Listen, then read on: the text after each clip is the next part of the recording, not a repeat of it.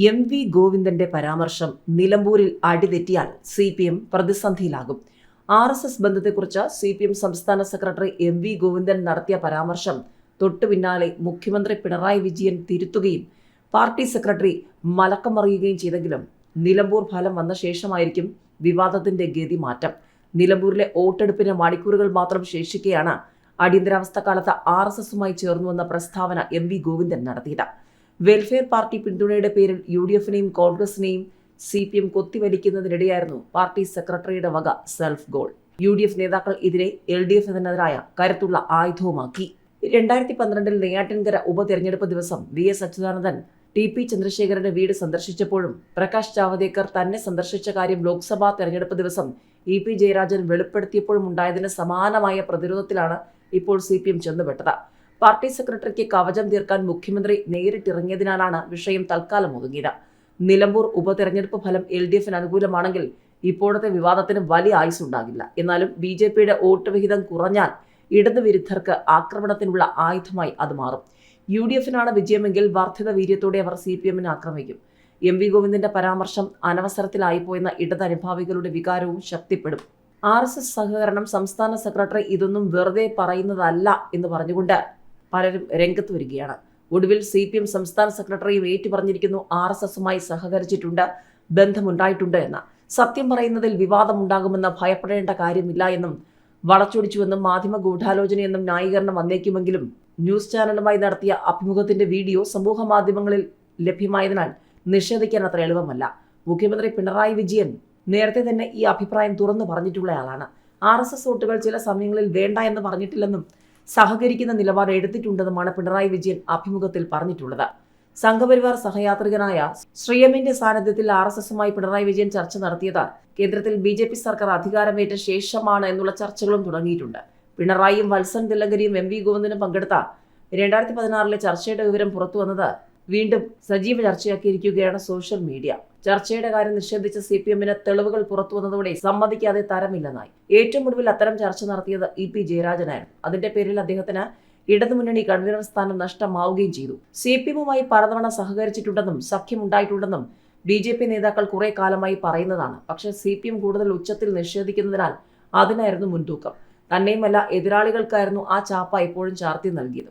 RSSനെ എതിർക്കാൻ CPM മാത്രമെന്ന BJP ഇടയ്ക്കിടെ മുഴക്കുകയും ചെയ്യാറുണ്ട് CPM. എന്നിട്ട് RSSന്റെ വോട്ട് വാങ്ങി പലയിടത്തും CPM മുന്നോട്ട് പോയി എന്നുള്ളതാണ് സത്യമെന്നുള്ളതാണ് ഇപ്പോഴത്തെ ചർച്ചകൾ.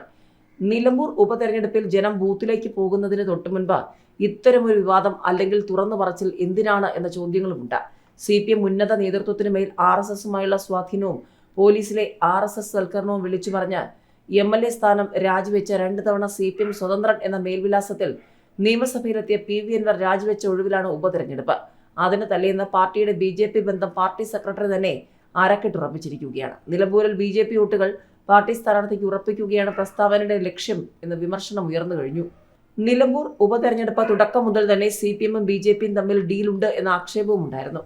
മത്സരിക്കുന്നില്ലെന്ന BJP പ്രസിഡന്റിന്റെ പ്രസ്താവന, പിന്നീട് BDGSൽ നിന്നും സ്ഥാനാർത്ഥിയെ കണ്ടെത്താനുള്ള ശ്രമം, ഒടുവിൽ ക്രൈസ്തവ വിഭാഗത്തിൽ നിന്നുള്ള സ്ഥാനാർത്ഥി, ഹിന്ദു മഹാസഭ ഭാരവാഹികളും പോളിറ്റ് ബ്യൂറോ അംഗവുമായുള്ള ചർച്ച, ഒടുവിൽ ഇടതുമുന്നണി സ്ഥാനാർത്ഥിക്കുള്ള മഹാസഭയുടെ പിന്തുണ പ്രഖ്യാപനം, വട്ടിയൂർക്കാവ് ഉപതെരഞ്ഞെടുപ്പ് മുതൽ ഇടതുമുന്നണിക്ക് പിന്തുണ നൽകുന്നുണ്ട് എന്ന പ്രസ്താവന തുടങ്ങിയവയെല്ലാം ഈ ആക്ഷേപത്തിന് അടിവരയിടുന്നതായിരുന്നു. എം.വി. ഗോവിന്ദന്റെ വെളിപ്പെടുത്തലിന് പിന്നിൽ 2 ഉദ്ദേശങ്ങൾ. അതിലൊന്ന് M സ്വരാജിനുള്ള പണിയെന്ന ഫാത്തിമ തഹ്ലിയ. UDF അധികാരത്തിൽ വരുന്നത് തടയാൻ CPM ചിന്തിക്കുന്ന ഏക മാർഗം BJP ബാന്ധവമാണെന്നും തഹ്ലിയ ആരോപിച്ചു. സുന്ദരയെ മറന്നോ? പിണറായി സഭയിലെത്തിയത് RSS പിന്തുണയിൽ മത്സരിച്ചെന്ന കുറിപ്പുമായി KC വേണുഗോപാലും രംഗത്ത് വന്നിട്ടുണ്ട്.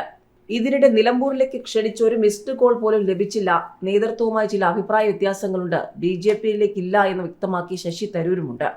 കേരള ഗവർണർ രാജേന്ദ്ര ആർലേക്കർ പിന്നോട്ടില്ല, ഭാവമാറ്റത്തിൽ അന്തിച്ച CPM. സർക്കാരിന് അവസാന വർഷം കഠിനമാകും. ആരിഫ് മുഹമ്മദ് ഖാന്റെ കാലത്ത് പതിവായിരുന്ന ഗവർണർ സർക്കാർ ഏറ്റുമുട്ടലിന്റെ 2ാം പതിപ്പിന് ഗവർണർ രാജേന്ദ്ര ആർലേക്കർ കളമൊരുക്കി. അദ്ദേഹത്തെ പക്വമതിയെന്ന് പലവട്ടം വിശേഷിപ്പിച്ചതിനാൽ അതിരുവിട്ടെന്നും പറയാനാകാത്ത അവസ്ഥയിലാണ് മുഖ്യമന്ത്രി. ആരിഫ് മുഹമ്മദ് ഖാൻ BJPയിലേക്ക് വന്നു കയറിയ രാഷ്ട്രീയക്കാരനായിരുന്നുവെങ്കിൽ ആർലേക്കർ അടിമുടി RSS ആണ്. പ്രകോപനം തുടരുമെന്ന സൂചന ഗവർണർ നൽകുമ്പോൾ അവസാന വർഷം സർക്കാരിന് കാര്യങ്ങൾ എളുപ്പമാകില്ല. തുടക്കത്തിൽ ഊഷ്മള ബന്ധം സൂക്ഷിച്ച ഗവർണർക്ക് പെട്ടെന്നുണ്ടായ ഭാവമാറ്റം മുഖ്യമന്ത്രിയോ CPMോ പ്രതീക്ഷിച്ചതല്ല. അതുകൊണ്ട് തന്നെ ഇപ്പോൾ ഗവർണർ ഉണ്ടാക്കുന്ന പ്രകോപനത്തിന്റെ ഉത്തരവാദി പൂർണ്ണമായും അദ്ദേഹമാണോ എന്ന സംശയം CPM-നുണ്ട്. ഗവർണർ മുഖ്യമന്ത്രിയുമായി അടുപ്പം പുലർത്തുന്നതിൽ BJP-യിലും RSS-ലും നീരസമുണ്ടായിരുന്നു.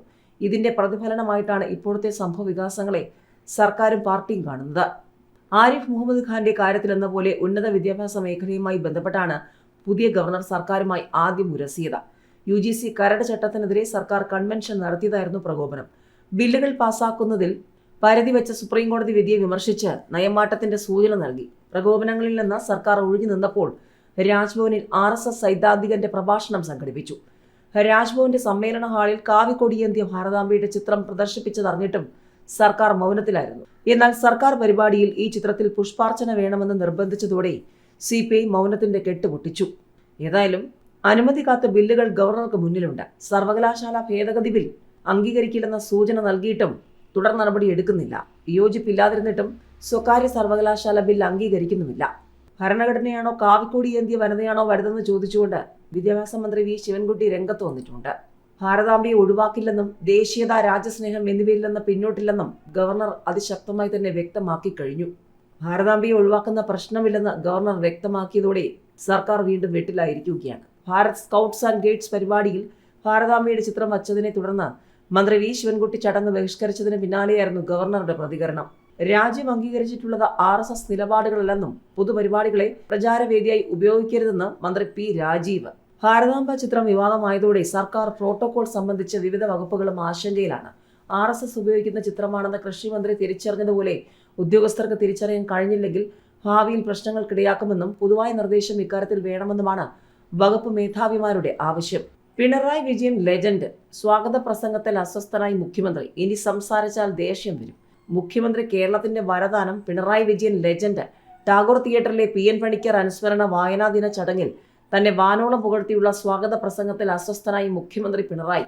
മുഖ്യമന്ത്രിയുടെ ശരീരഭാഷയിൽ നിന്നും ഇത് തിരിച്ചറിഞ്ഞ സംഘാടകർ പ്രസംഗം പരിമിതപ്പെടുത്താൻ സ്വാഗത പ്രസംഗകനായ N. ബാലഗോപാലിന് പേപ്പറിൽ എഴുതി നിർദ്ദേശം നൽകി. ഇതോടെ കൂടുതൽ സംസാരിച്ചാൽ മുഖ്യമന്ത്രിക്ക് ദേഷ്യം വരുമെന്നും അദ്ദേഹത്തെ തനിക്ക് പേടിയാണെന്ന് പറഞ്ഞ ബാലഗോപാൽ പ്രസംഗം അവസാനിപ്പിക്കുകയായിരുന്നു.